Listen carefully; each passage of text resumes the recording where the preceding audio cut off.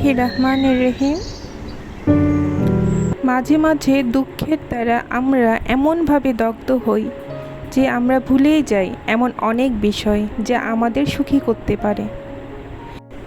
কিছু সময় নিয়ে সেগুলো সম্পর্কে চিন্তা করলে আমাদের দুঃখগুলো কিন্তু একটু হলেও কমে যায়।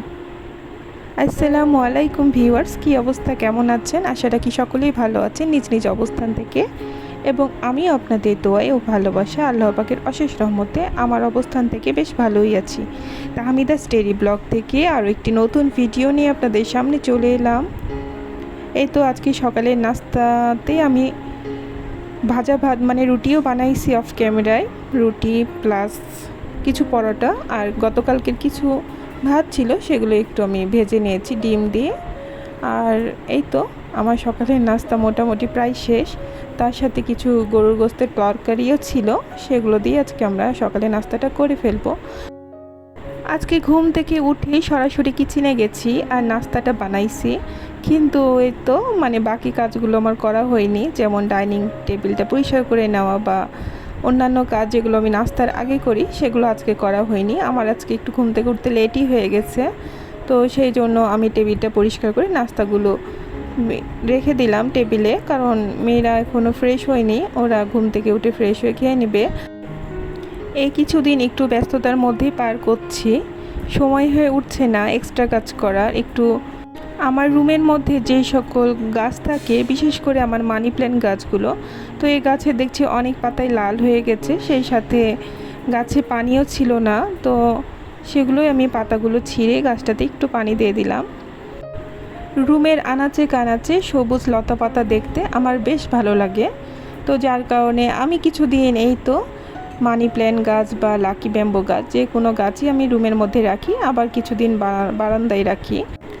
এখন পর্যন্ত যে সকল আপু ও ভাইয়ারা আমার ভিডিওটির সাথেই আছেন, প্লিজ আমার ভিডিওটিতে একটি লাইক দিয়ে দিবেন।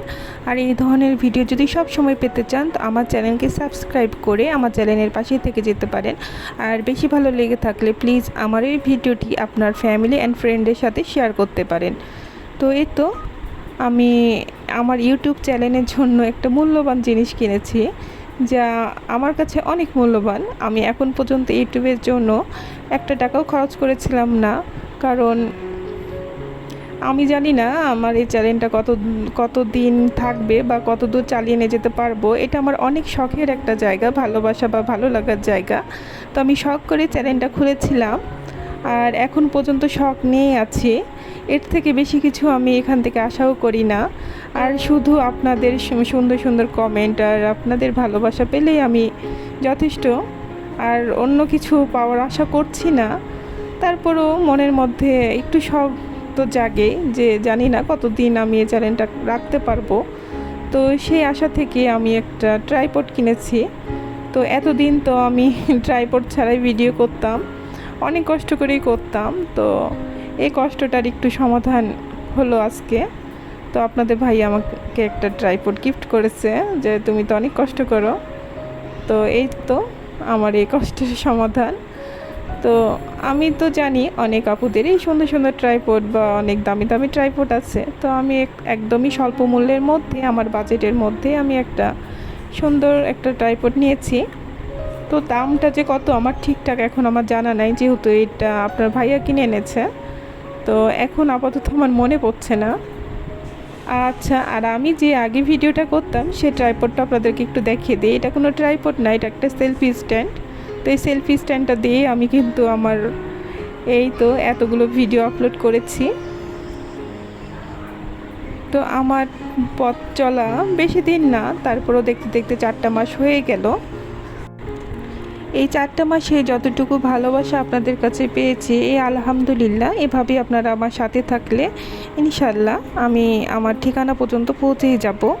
দুপুরের পরে কিছুটা আম মাখাই নিয়েছিলাম, তো এই আমগুলো কাঁচা পাকা আম, না বেশি কাঁচা আবার না বেশি পাকা। তো এই ধরনের আমগুলোই কিন্তু আমাদের পরিবারের সকলেই খেতে পছন্দ করে। তো এই তো একটু কাসন্তি তার সাথে মশলা দিয়ে মাখাই নিয়েছিলাম। এটাই খেতে খেতে আপনাদের সাথে বিদায় নিয়ে নিচ্ছি। আসসালামু আলাইকুম, আল্লাহ হাফেজ।